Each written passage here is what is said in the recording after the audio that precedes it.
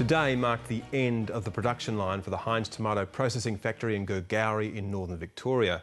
Heinz is also scaling back factories in Brisbane and Wagga, slashing 344 jobs in all. Growers and manufacturers say it signals a deep decline in local food production, with serious implication for manufacturing and Australia's food security. Lisa Whitehead reports. The last Australian icon gone. Heinz workers and their families have been campaigning for months to save the food conglomerate's tomato processing factory in Gurgauri. But today they clocked off for the last time. Most people are walking out of here after 5 to 10 years as a permanent casual with a month's pay. That's it. It's the end of an era, you know. A lot of friendships have been formed since we've been here, and people are going to have to move on because, you know, got to move for work. The 146 jobs lost in this small Victorian community are being moved offshore as part of a global restructure by Heinz. This latest shutdown is a sign of a deep malaise affecting Australia's food manufacturing sector. Well, we saw a beetroot canning facility disappear in Queensland, or has been planned for shutdown. That was announced recently. Last year, we saw the closure of McCain's vegetable processing facility in northwestern Tasmania. And if you go back over several years, you've seen a number of other processing plants, whether in juice or in vegetables, that have closed up. So the trend is consistently one of closure. Food growers and the food processing industry say they've been under significant pressure because of high production costs and a high Australian dollar. For food and grocery manufacturers, they're really caught in the middle with real pressure on their margins, and that's just made worse with the price war that we're seeing between Coles and Woolworths.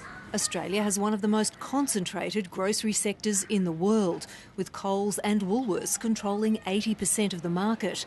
Food suppliers argue the supermarket chains set the price and control access to the shelves, and that puts them in a powerful position. They seem to be trying to change the terms and conditions, particularly the prices that their suppliers are supplying them, and they're doing that very quickly. That is, they're forcing a lot of change on suppliers very quickly, and that's making life very difficult for suppliers. So we are keeping an eye on that to make sure that that doesn't amount to unconscionable conduct.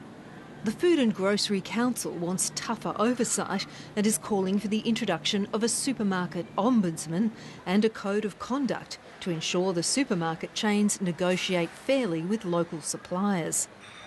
A similar approach is currently being put in place in the UK, where they have a concentration of ownership in the hands of a few supermarkets, but nothing near Australia. Australia and New Zealand have the highest concentration of supermarket ownership in the world. And I think that really shows that the ACCC and governments over the years have really failed in keeping a really competitive market working in this country. Well, we've got the ACCC. If you've already got a cop on the beat, trying to duplicate that function, I'm not convinced of.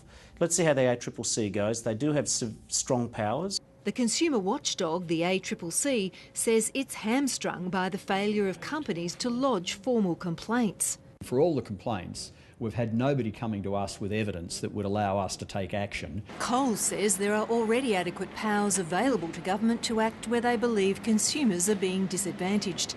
It says it's a firm but fair negotiator seeking to get the best deal for its customers. The dilemma for Australian manufacturers is that they've got no choice but to deal with Coles and Woolworths, and they're actually worried about putting their head up. It just could be shot off. Last year, Heinz did put its head up, claiming Australia had become an inhospitable environment for grocery manufacturers because there were just two key customers. It labelled Australia as the worst market, where shoppers would be the biggest losers from a decision to strip out branded products and replace them with private or home brands. First of all, it puts more pressures on the processing companies that have brand names that they've invested heavily in by devaluing the impact of those brands and putting them into home brand, house labels, whatever term one uses. It means that those companies find the retail market here less profitable, less attractive. It also means that growers, therefore, are going to feel the pinch in terms of demand because a lot of the home brand particular products are sourced from offshore. The head of the ACCC says it's an issue they'll be watching closely. Not only are they housing a particular branded product, but they've also got their own product competing with it, but they are providing the shelf space. So we're just trying to make sure that they're not misusing their market power and the way they treat those branded products alongside their own products. Woolworths said in a statement only 10% of its shelf products are private label, and it's always been willing to pay a bit more to source them locally. It said private labels provide opportunities for small and medium-sized manufacturers to supply product when in the past they couldn't compete with the multinationals. Vegetable growers say they saw a $600 million increase in imports in that sector last year, and they want to see new labelling laws introduced so consumers know exactly what they're buying. The laws as they presently exist make it very difficult for people to understand what is Australian made or Australian grown or Australian produced. They are ambiguous in their description and in their interpretation, and we believe this is an area that needs to be tightened up so it's quite clear that when you're buying a product in the supermarket that it either is from Australia or it's brought in from offshore. In response to moves to take food processing offshore, the federal government is currently holding an inquiry into the industry sector. The challenge is to build brands, not just commodities. By that, I'm not trying to use fancy business school language. It's how do you make a food product which the shopper actively looks for on the shelf and doesn't weigh up on price alone? It's also formulating a food plan to ensure long-term food security. Government has a food plan that they're working on that may have some of the solutions we need, but we certainly see a desperate need for speed on this matter rather than sitting back and slowly watching the decline of Australian agriculture. Yeah, and a free bottle of sauce.